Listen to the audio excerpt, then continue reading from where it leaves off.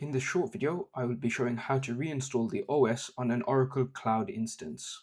On OCI, they don't necessarily have a clean OS reinstall, so you have to do it a slightly different way.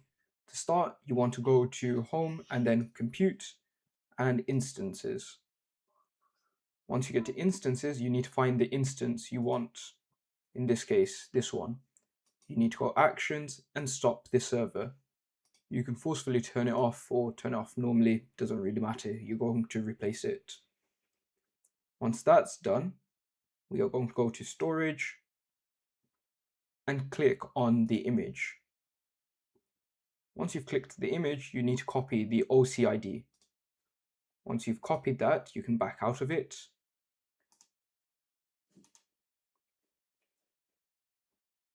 And then go to Replace Boot Volume. We do not want to preserve the boot volume as we want a clean install. Then go to Images, input OCID, and paste the OCID you had from before. Set your boot volume size, in my case 200 gigabytes, and select whether you'd like use in-transit encryption. I'm going to leave that off. So once you hit replace, it should take action. Now it's going to detach, and it should reinstall and reattach itself after.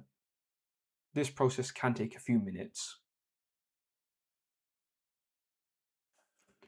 Right, now it's finished, you can see it's now attached itself successfully. So I'm going to press start and check that it's working. Any SSH keys you made earlier should be transferred over, so it shouldn't be an issue.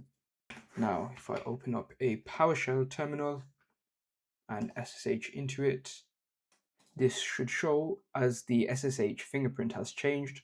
We will need to clear the old one. We just need to do SSH keygen and enter your domain name. So once I've cleaned that up, if I try to log back in, yes, and now we are back in to a clean server.